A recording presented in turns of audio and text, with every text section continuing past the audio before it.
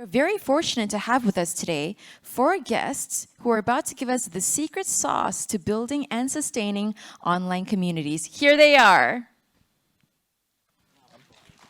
We have Richard Giam, the CEO of Rainmaker, Lee Wen-yang, the director of GlobalTNF, Tracy Willis, and Caits Nightingale, co-founders of Booked. A round of applause, please.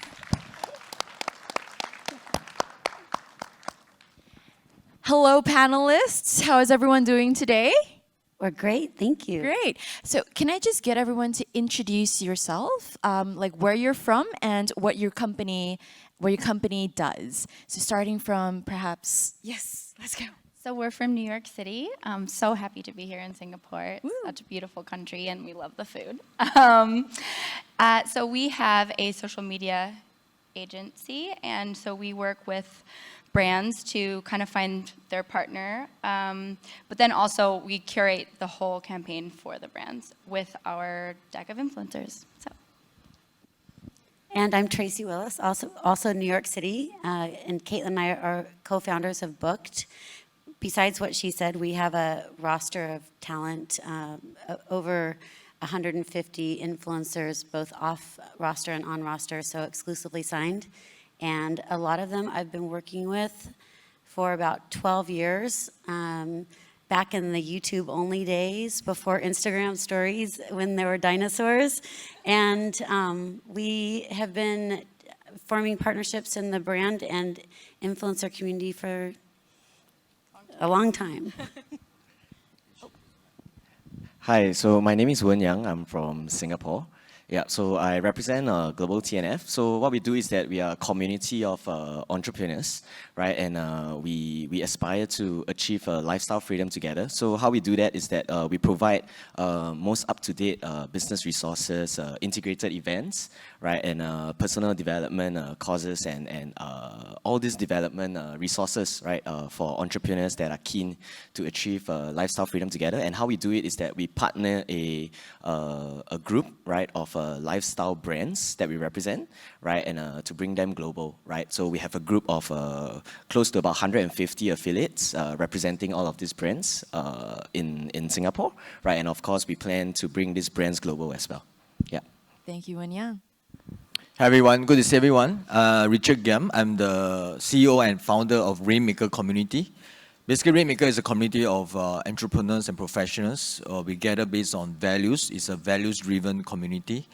And we believe in creating impact, making a difference in the life of people. And I'm very happy to be here today with all of you. Thank you. Thank you.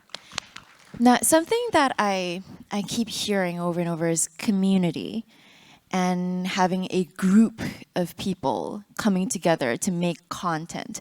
Now, this entire panel is actually about how to build and sustain online communities. So what we've done is we've gotten our participants to submit some of their top questions.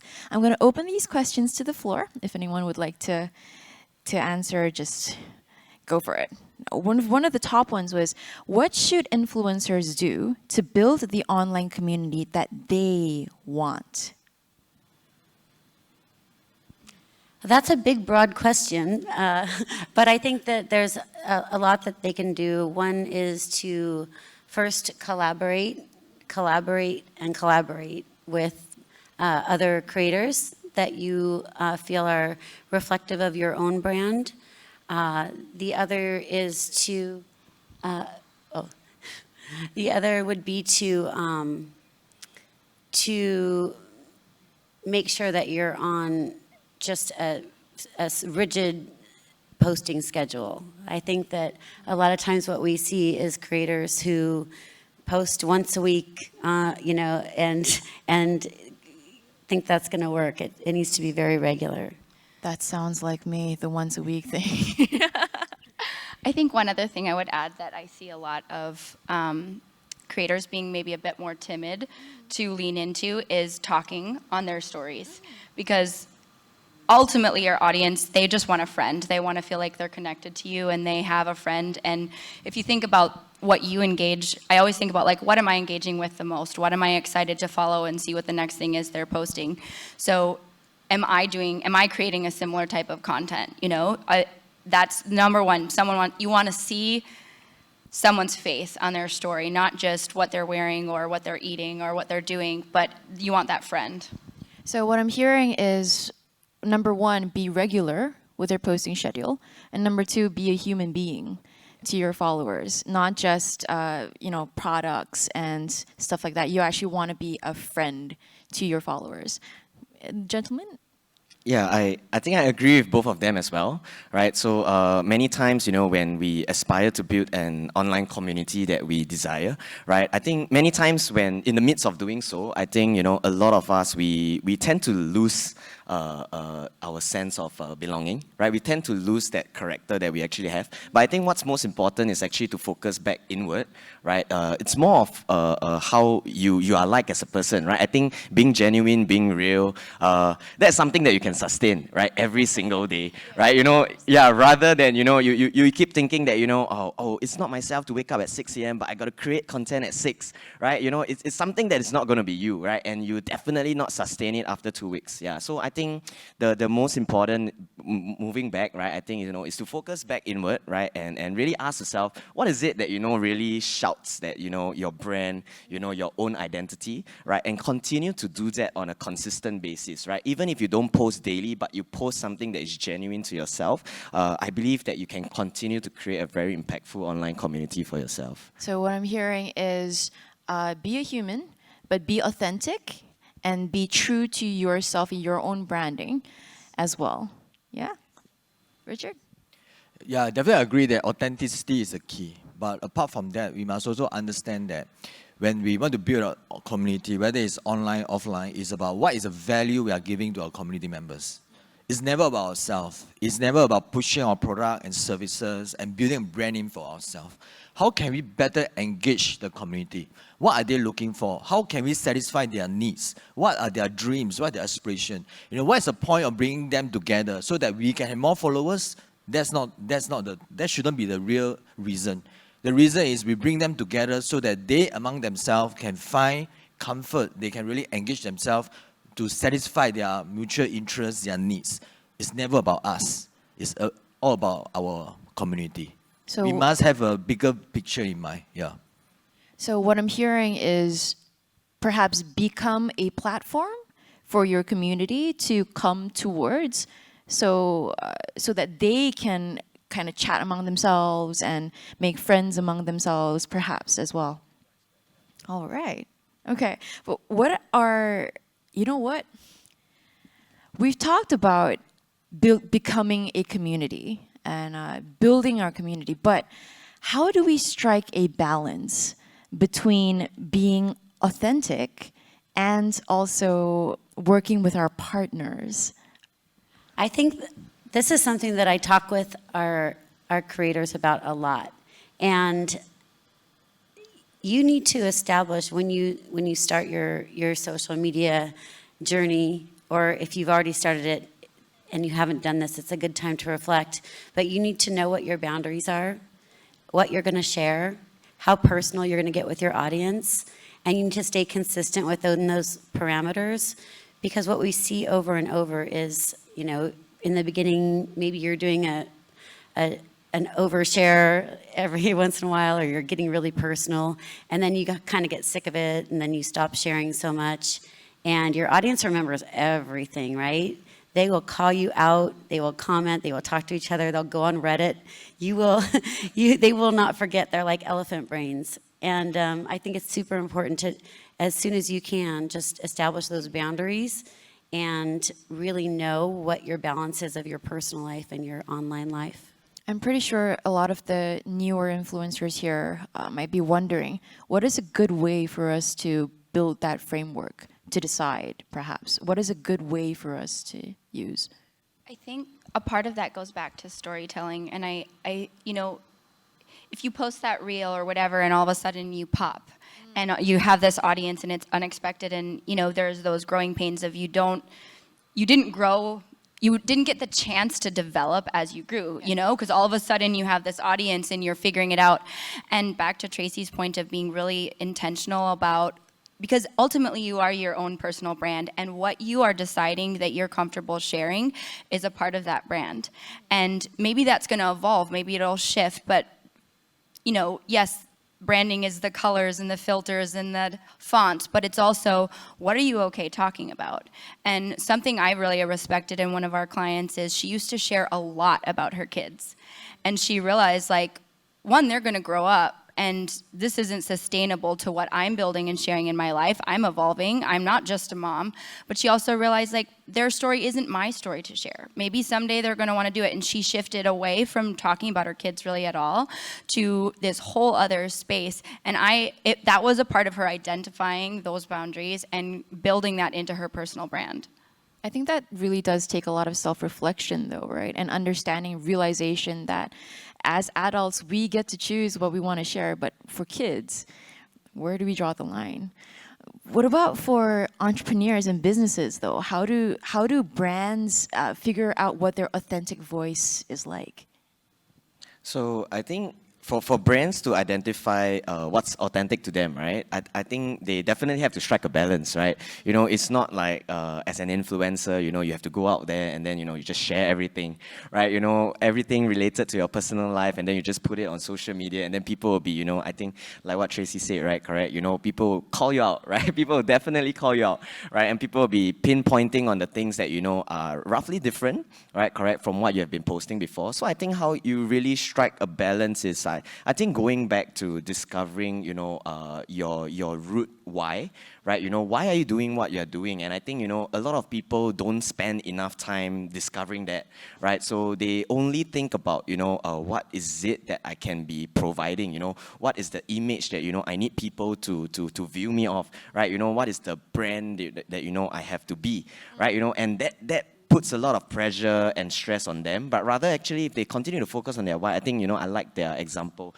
you know, of a client that, you know, that was sharing about her kids. But after that, you know, she was thinking that this isn't sustainable, right? So, you know, if that's something that, you know, you're thinking that, you know, it's not sustainable, it's not that you call it off immediately, but you try to find that sweet connection, right? You know, maybe I'm posting about kids because I love these things about kids, right? You know, and maybe, you know, my kids one day they will grow up, definitely, right? You know, but I can continue to post related content related to kids, right? You know, I can find, you know, friends. I can create a community, right, of young mummies, right, correct, that have all this access to young kids. And I realized that my content has been reaching out and adding value to this community. And from there, you know, it creates a bigger impact, right? Because all these young mummies will find new young mummies, and there will be a form of sustainability. But you might be the one that, you know, have created it, but you might not be the one that sustain it, but you get others, right, correct, that continue to sustain it for you, right? And I think that is a real influencer, right? Because you put that influence onto others, right? Being able to follow, you know, what's true to your heart at that point in time, right? And then moving forward, you know, when you're focusing on other things, you connect back, right? You know, I grew up from this area, right, of expertise. Yeah, so that's what I feel. That sounds like exactly one of the questions that I was going to ask. Like, how do we keep ourselves from burning out? You know, always having to engage with our community, always having to reply to comments. Let's say, for example, especially for individual influencers who are not, you know, part of a bigger brand, you constantly have to create and curate your own content and your own comments section. So I think that's a really brilliant way, right, for us to prevent ourselves from burning out, getting people to really, as Richard mentioned right at the start, to talk to each other and be that safe space for them. You know, I feel that to be authentic is important, but to be authentic doesn't mean you need to tell everything about yourself to the whole world. Certain things people is not interested to know. It's just like we want to know the truth, but how much truth, right? So I think the important thing is we want to be authentic. We may not have to tell everything. We just share things that you think it can help people, add value to people, it encourage people, inspire people. But very importantly is there should not be deception. For example, you are posting a photo of you and someone else, and this person is not related to you, but you claim that this person is very close to you. That is deception. And you know that right now in the social media, there's so much deception, scams going on, people using your profile, someone else's profile, you know, and trying to have some love scam, and very interesting things going on. So, you know, it's important to be authentic. But at the same time, we also need to exercise wisdom about what kind of content and what and when should we post. It's never just all about ourselves. We always must think about the people who are reading our comments, our posts. And importantly, we also must add some variety. You know, it's don't just post the same thing over again. We diversify our content. Sometimes it could be photos, sometimes it could be some very nice comical stuff or blogs or videos. And so people will look forward to read from you. Yeah. I'm actually quite interested as well because we talked about, you know, the negative sides of social media, but love scams and stuff like that.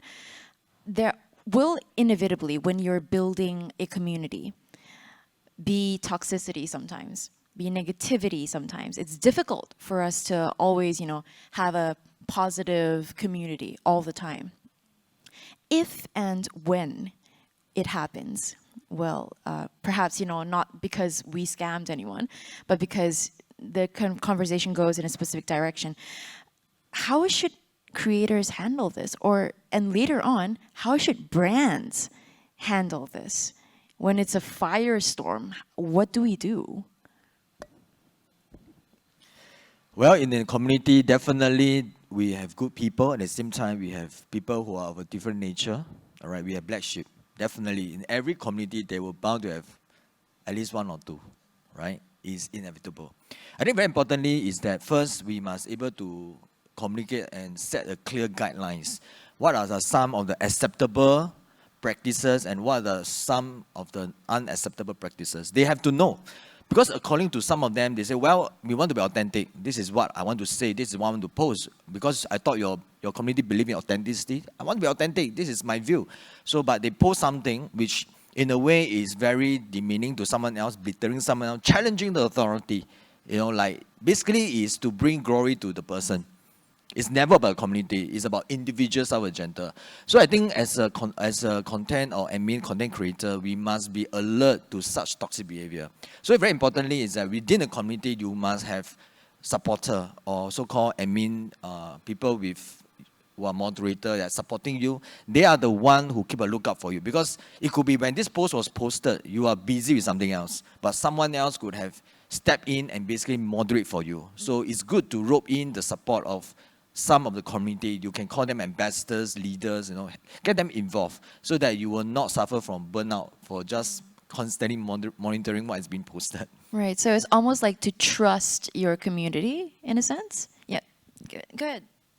Yeah, so I really agree with Richard, right? I think, you know, whatever community that you're building, I think the fundamental, what's most important is the values, right? I think as long as the values is communicated at the forefront, right, you cannot influence everyone, right, correct, to follow that set of values that you truly believe in, right? But I think at the end of the day, when there's a set of values, right, people always fall back to, you know, identifying your community with your values, right, and what you truly believe in, right? So I think at the end of the day, you know, really, I think when we are handling a lot of all these things, I think it goes back to really being real, right? You know, even when you receive a lot of negative comments or, you know, haters, right, it's normal, but I think it's a reminder that if you have haters, right, means you are doing pretty well.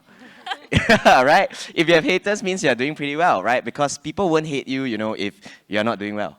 Yeah, so I think, you know, as long as you're real, right, and you continue to stay true to that, I think, and practice compassion, right? I think a lot of people, you know, I think as today, as the world evolves, you know, when tech, you know, is so high tech and all that, people tend to lose this thing about being compassionate, right? You know, and I think both vice versa, right? Brands to consumers and consumers to brand, I think both have to also practice this, right? Because you will never know that, you know, a singular comment, right, can actually take down an entire brand, right? Because you will never know how influential you are, right? But I think at the end of the day, you know, if you know that, you know, this comment is nasty, or you know that it's just you, right, in that moment of heat and anger, right, trying to, you know, just let it out, right? I think you got to take a step back, right, and think about it, right? I think think practicing compassion is something that, we all want to do. I think brands to consumers as well, right? So, I really appreciate, some influencers and brands or even content creators online, right? What they do is that they immediately engage very negative comments, right? And, even on TikTok and all that, you see people, they can reply to comments, right? And many of the content creators now, they just immediately reply, right? And they reply with a very compassionate attitude. And I think, they are putting themselves in the hater's shoes, right? I'm trying to understand from your point of view why you're hating on me so much, right? And I take that as a feedback, right? Only feedback, right? So when you frame your mind into, only feedback and no failure, right? You tend to be more compassionate, thoughtful, to the people out there as well. So I think that's something that, we got to all practice also. Yeah, it's almost like putting out the flame with compassion. Yeah, Caits. That's, I think, very poignant. I think, too, to just kind of piggyback off that, what you focus on grows. And, yes, you're doing something right if you're getting negative feedback in some way. Okay, it means that the audience, there's always going to be that percentage of, somebody that's there just to nitpick or whatever. But it is true, and I know Tracy can speak to this more as well, but, from a creator or influencer perspective, you're trying to bring a value-added story to the world. You're adding value to the world with what you're bringing. But if you're getting these negative comments or you're engaging in drama, that is just going to grow. And some of the most powerful stances I've seen creators take, if they truly felt that the comments weren't something they could ignore. They wanted to address them, but they wanted to address them in a thoughtful, sophisticated, powerful way, and one example in particular was a client that had posted this beautiful reel of doing her son's makeup, and it went viral, and it was reshared by all these different news publications. Good Morning America talked about it, like all these different things, and she got all these comments started coming in maybe about a month after the reel went up of, oh, where's the dad? Is he absent? It really broke her heart because it was such a special moment that with her son that she was willing to share. So she created another reel because her husband is fully supportive. I love my son. He can do what, like, he is who he is. She created another reel of her husband doing her son's makeup and posted it, and that was her response. She didn't engage with the negative comments, none of that. And in essence, she just felt that was information that her audience needed to hear because she wanted to communicate that they were a family unit and they both supported her son, and that was enough, And it wasn't engaging. It wasn't focusing all on the negativity, but it was addressing it in a thoughtful way. Exactly, Tracy. Yeah, I love what everyone said, and I love that story, and it's so true. I think that one thing that hasn't been brought up that everyone should remember is that one of the fastest ways to grow your social media platform is to gaslight people with more followers than you. And we've seen this happen over and over where people have come into the scene and basically done kind of developed their own online communities. In the US, it's really prevalent right now, the anti-family vlogger community. And so they're going in and there's this one guy out there that started out with, like, I think the first time I saw him, he had 6,000 followers, and now he's got 600,000 because he went in and just did all these hate things about every one of the big families in the U.S. And a few of the families, we specialize in family vloggers, so we got it affected us a lot. And we had families who did what Caitlin's story was about, that didn't respond with words, but just, took the high road, the whole Michelle Obama, they go low, we go high. I love that. Disengage, don't fuel the fire. I come from a PR background, so that's always my advice, is to just disengage and rise above. We had some that went right in after, responded without thinking, just super reactive, and it ended up not going well for them. I mean, emotionally, professionally. So if it's just silly nonsense, I don't even think it deserves much of a response at all. If it's something that you do that you mess up, you legitimately say something that was offensive, by accident, then you need to respond to that, but otherwise I think overall just go high. So what I'm hearing really is, number one, be real. Be real. And understand that not every comment matters. But when they do matter, we take the high road. And we don't necessarily respond without thought. We give a thoughtful response and a holistic response, hopefully. All right, I think that sounds like the key to a survival of a community. No, given that there are so many options these days, though, like on YouTube and on Reddit, how do we deal though with anonymous posters, especially on Reddit? Sometimes there isn't a point to what they're doing. Do we go after them? Do we not? We do not. We do not. A very, very simple response right there. Very poignant as well. Oh, and another thing. What about those people who've just started, though? Just started their content journeys. You know, we've talked about people with very large followings getting targeted. But some people who are very new, they don't know how to even start building themselves up. I think it's like everyone's mom and dad told them growing up. You know, you stay away from the bullies and you build a strong community of people that you respect and that respect you. And I know that's hard when you're starting out. The good thing is when you're starting out, you don't have that many followers, so no one's really paying much of attention. So kind of naturally, you start getting the negative stuff happening as you grow. And by that time, you should hopefully have a strong enough community that is supportive. And I think one thing that I know all of you know, but that as a manager, even, you know, it took me 5 or 6 years to just have this sink in. Y'all are alone. You know, we see you on YouTube and TikTok and Instagram, and you're doing something and you're with friends and family and everything, and it seems like exciting lives. But from what my clients tell me, you know, we're alone. I sit there in my house by myself. My kids are at school, or I'm sitting there in my apartment, and I'm creating content, and I don't talk to anyone. And it gets lonely out there, even though your audience might not see that. So the sooner the better for forming that really strong community to have your back and to bounce ideas off of and show support. Definitely. Caits? I think, and to kind of segue a little bit into even just building and growing and kind of finding your niche.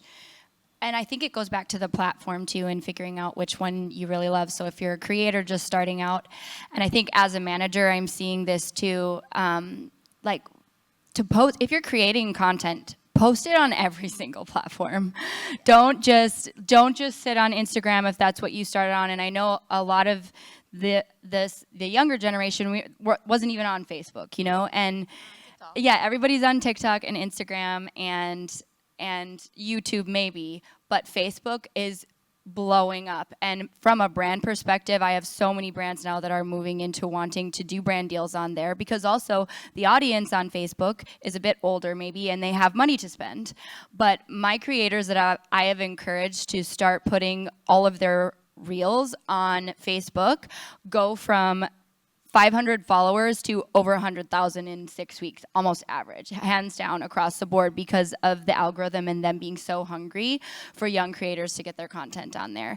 And it's something as well, as a manager, I love having multiple platforms with a brand, and maybe the creator, you know, the brand doesn't quite have the budget, or they're not quite sure if they want to pay the creator whatever. And it's very easy to say, hey, but they'll post it on Facebook as well. They'll add it to YouTube Shorts. And if you're creating the content, it's not more work to put it on more platforms, but you're expanding your audience times 4. And it's such an easy way too. Also, you're getting to experiment of maybe TikTok really loves your content, so go for it, enjoy that, but don't not bother putting it everywhere else, because there's going to be that moment where you pop somewhere else, or maybe the industry shifts and you don't have all your eggs in one basket. Do you have anything to add, Mia? Yeah, so I Can you repeat the question? So I mentioned that there are so many different platforms right now. Yep. YouTube, Reddit, everywhere. So the ladies have mentioned that for creators, it's a good idea for them to kind of expand and have their presence on multiple platforms Yep. so that they're constantly growing. What about for entrepreneurs and for brands? I think for entrepreneurs and brands, I think what's most important is to set a goal, right? So I think posting your content and everything, pushing out your brand and all that. Yes, you definitely have to use all platforms because different platforms have a different target audience as well. But it falls back to the goal that you want to achieve at the end of the day. Some people are just doing it because I feel that I need social media. Yeah, I feel that everyone is doing it. I should do it, right? So and they tend to forget to set a goal. Right, and when without a goal, they will get nowhere, right? And they will always fall back to the point that I think this is too hard, and then they will engage agencies, right? And they will say that I'm gonna give up, let me just pay you this amount, right? Do it for me, right? A lot of people are like that, right? So they forgot, that at the end of the day, if this is a stage of discovery, right? You are using social media to discover your brand, right? To discover your target audience. I think you should treat it that this is in discovery, right? And I think just be real, right? And I think at the end of the day, set a goal, right? Because as long as you set a goal, right, of how how many followers you want to achieve, and I think don't just strive for I think the number itself, right? Don't just strive for the quantity itself. I think at the end of the day, you rather have 100 over 1,000 of followers, right? That probably only 1 or 2 listens to you, or would you rather have 1,000 followers that all 1,000 is definitely going to be influenced by you, right? So I think that's the question you have to really ask yourself as a brand or an entrepreneur yourself, right? So with that goal set in mind, right, then you realize that every single thing that you do would service that, right? And you will definitely find how to do it, right? You will find the platform to do it, right? And you will get it done because you know that at the end of the day, this is the outcome that I really want to achieve. Yeah, because some brands they don't know, right? And then they start to ask themselves that, oh, should I do this? Should I do that? Right? And maybe some brands, they are not very into the social media space, right? And then they're just posting, and after that you realize that they can't sustain, right? Because it's not genuine and it's not true to themselves, and you realize they start to lose their own brand identity, right? So that's the worrying part. So I think at the end of the day, it falls back to really setting a goal, right? And you will really carve out and puff out the way that how it would turn out for you, right, in your entire social media portfolio.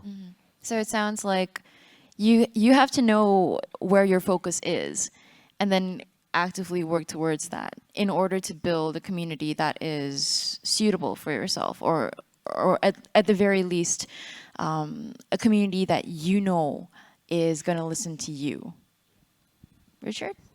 Yeah, I agree that first we need to know our goals, right? And also very importantly, we need to develop our niche. What are we good at? And who are the people that we want to influence and attract? Why are we building community in the first place? Are we building community just because I want to tell people, oh, I got how many followers? Or is there really some value that we are adding? You see, having the number of followers does not necessarily make you an influencer. A lot of people say, oh, this person is a very high-profile influencer because she has 200,000 or million followers. But having followers doesn't mean that necessarily you can influence them. I would like to give this a minor challenge to the influencer here, right? Imagine you have 1 million followers. So today you are promoting a particular product. How many of them will, because of you, purchase the product? So there's a difference, So that is what William was saying, is that it is more important to have people like can support you, trust you, and they are really willing to be influenced by you. Not just people just click to just watch and follow your content, because there are many people out there, there are some influencers, they are very good at creating very nice, sexy photos. They will attract a lot of followers, but that doesn't mean that they are able to influence them into a purchase decision. So we need to be very, very clear. Are we getting the right influencer to really to represent a certain brand, to achieve the brand objective? Or it just to add on to the ego or the glamour of the influencer, so-called. So as a brand, as a brand owner, we have to be very careful and be aware what are the strategies involved, and how and when and what kind of social media platform we want to use. And it sounds like that entire topic, that could be an entire panel discussion by itself. Like, how do we determine which influencers to choose for which campaign?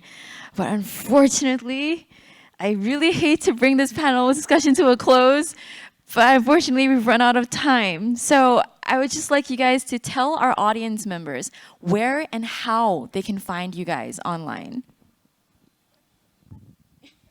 You can follow us on Instagram at The Booked, but it's without an E, so it's THEBOOKD, The Booked. Wenyang? Yeah, I think for ourselves it's the same, right? You can find us on Instagram, right? GlobalTNF, right? Global, then T, N, and not the symbol, but the letter N and F, right? And then, or you know, I think I have my team here as well, right? You know, a couple of them, you know, maybe just a show of hands. Yeah, you know, so you all can speak with them as well, right? Definitely if you are keen, right, to collaborate, because we are definitely looking for lifestyle brands or influencers indeed, right? You know, that we can partner and work together as well. Yeah, so. Richard? Okay, I want to be your friend. Okay, so you can look up to me at Facebook, Richard Giam. That's it. Okay, thank you. Thank you very much to all of our panelists. A round of applause for them, please, for their really wonderful insights.